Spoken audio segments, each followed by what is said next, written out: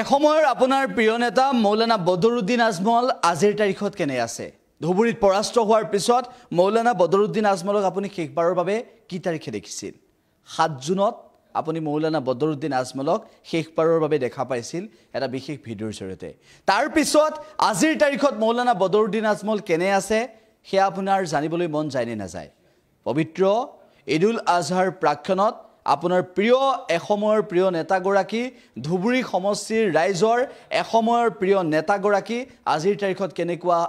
অৱস্থাত আছে কেনেকুৱা আজিৰ তাৰিখত সেইগৰাকী নেতা আজিৰ তাৰিখত মৌলানা বদৰুদ্দিন আজমলৰ কোট আছে আৰু কেনেদৰে আছে হে আমি জনাবলৈ গৈছো এই প্ৰতিবেদনৰ জৰিয়তে আমি উল্লেখ কৰিব বিচাৰিছো মৌলানা বদৰুদ্দিন আজমল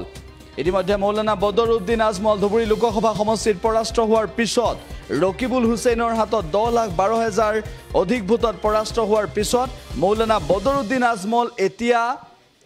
হজৰ বাবে গৈছে আৰু মৌলানা বদৰুদ্দিন আজমল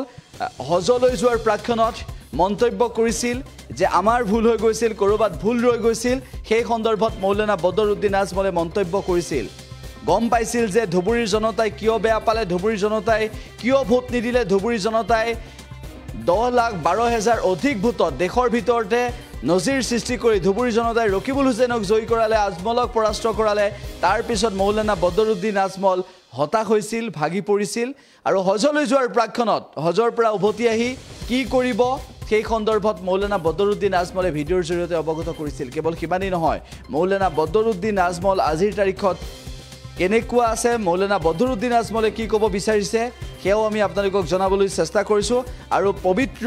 ঈদুল আজহাৰ প্ৰাক্ষণত ধুবুৰী লোকসভা সমষ্টিৰ প্ৰাক্তন সাংসদ AIUDFৰ মুৰব্বী গৰাকীৰ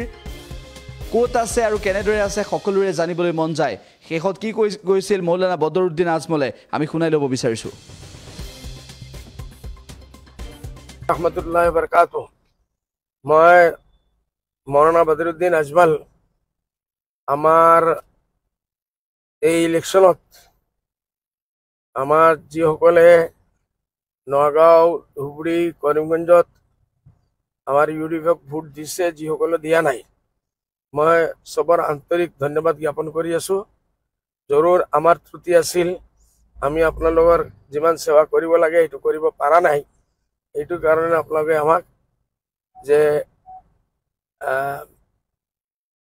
পলিটিক্যাল মাত এতিয়া নামাতাটোই ভাল মই হজত গৈ আছো ইনশাআল্লাহ দেওবাৰে ৰাতি মই বম্বেৰ পৰা তাৰ কাৰণে ওলাই যাম আপোনালোকে মোৰ কাৰণে দোৱা কৰিব মই আপোনালোকৰ কাৰণে দোৱা কৰিম আৰু ইনশাআল্লাহ হজৰ পৰা আহাৰ পিছত আল্লাহ যদি মেহৰবানী হয় মোৰ হাতত যিমান কাম আমি লৈছিলো এইটো মই আৰম্ভ কৰিম ইনশাআল্লাহ বৰপেটাৰ যিমান ব্ৰিজ লাগে ধুবুৰীত আমাৰ ইউনিভাৰ্চিটিৰ মোৰ মাত হৈছে এইটো 1 বছৰৰ ভিতৰত ইনশাআল্লাহ আল্লাহৰ যদি মই